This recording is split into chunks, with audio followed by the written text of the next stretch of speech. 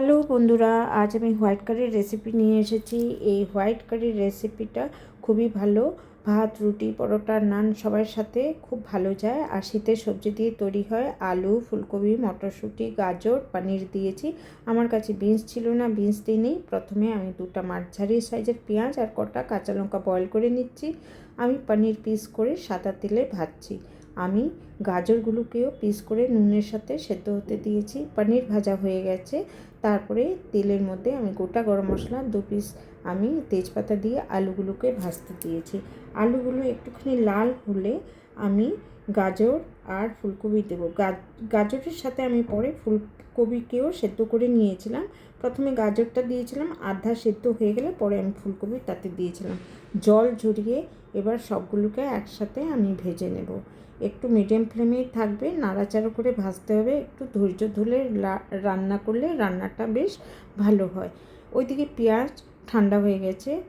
পেঁয়াজ লঙ্কার সাথে আমি একটা টমেটো দিয়ে পেস্ট করে নিয়েছি। দেখো, এদিকে ভাজাটা হয়ে গেছে। এবার ভাজাগুলো তুলে নেব। ওই কড়াইতেই আর একটু তেল দিয়ে এবার আমি মশলার পেস্টকে ভাজতে দেব।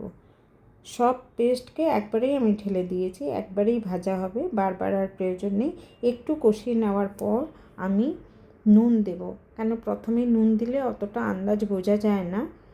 আমি নুনটা দিচ্ছি। দেখো, সুন্দর করে 2 মিনিট নাড়াচাড়া করব। আর আদা গ্রেট করে রেখেছি, যেহেতু আমি মশলার পেস্টে আমি আদা দিইনি, আদাটা গ্রেট করে রেখেছি, আমি আদা দিয়ে দিলাম। আরও 2 মিনিট আমি কষাবো, সুন্দর করে কষাবো। কষানো হয়ে গেলে আমি ভাজা সবজিটা দিয়ে দেব। সব দিয়ে খুব ভালোভাবে মিক্স করব, যাতে মশলার সাথে ভেজিটেবলসগুলো খুব ভালোভাবে মিক্স হয়ে যায়। 2 মিনিট কষিয়ে নেওয়ার পরে এর মধ্যে আমি পনির আর মটরশুঁটি একবারেই দেব। পনির দেওয়ার পরে একটু যত্ন করে নাড়তে হবে, পনিরগুলো ভেঙে না যায়। দেখো, সব দিয়ে দিলাম। দেখতেই কি সুন্দর লাগছে, লাল, সবুজ, সাদা সব মিলে কি সুন্দর একটা কালার এসেছে। একটু নাড়াচাড়া করছি, নাড়াচাড়া করে নিয়েছি। এবার আমি আন্দাজ মতো পোস্ত বেটে রেখেছিলাম, খুব ফাইন করে পোস্ত বাটা দিলাম। তোমরা ইচ্ছা করলে 2 চামচ দই একটুখানি ফেটিয়ে দিতে পারো, কাজুর পেস্টও দিতে পারো। আমি দই দিই নেই, কেন কি আমি টমেটো দিয়েছি। আর কাজুর পেস্ট দিই নেই, কেন কি হেভি হয়ে যাবে। তোমরা চাইলে দিতে পারো। একটু গরম মশলা গুঁড়ো দিয়ে দিলাম। এবার আমি জল দিয়ে দেবো আন্দাজ মতো। একটু নাড়াচাড়া করছি। আমার আর একটু জল লাগবে, কেন কি সবজিটা একটুখানি ফুটতে হবে। একবারে জল দিলে আন্দাজটা বোঝা যায় না, তাই আমি অল্প দিলাম। আর একটু যেটুকু প্রয়োজন আমি দিয়ে দেবো। দেখো, এবার ফুটে এসেছে, ঝোলটা শুকিয়ে এসেছে। এবার আমি কাসুরি মেথি দিয়ে দিলাম।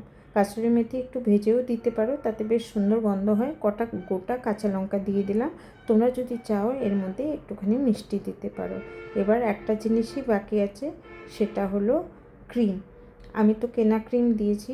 তোমরা যদি চাও, ঘরের যদি সর থাকে অনেকটা, সেটাকে একটুখানি খুব ভালো মতো ফেটিয়ে দিতে পারো। আমাকে তো ঘরে নেই, তাই কেনা ক্রিমটাই আমি দিলাম। দিয়ে এবার 2 মিনিট ভালো মতো নাড়াচাড়া করে নামাবো। তো বেশি সময় ক্রিম দেওয়ার পর আর বেশি সময় রাখার দরকার নেই, কেন কি দেখো হয়েই এসেছে পুরোটা। খুব সুন্দর স্বাদের একটা। পরে লাস্টে কিন্তু অবশ্যই আমি একটুখানি ঘি দিয়েছিলাম। আমার রেসিপিটা কেমন লাগলো তোমরা নিশ্চয়ই জানাবে। ভালো লাগলে লাইক, কমেন্ট, শেয়ার করো।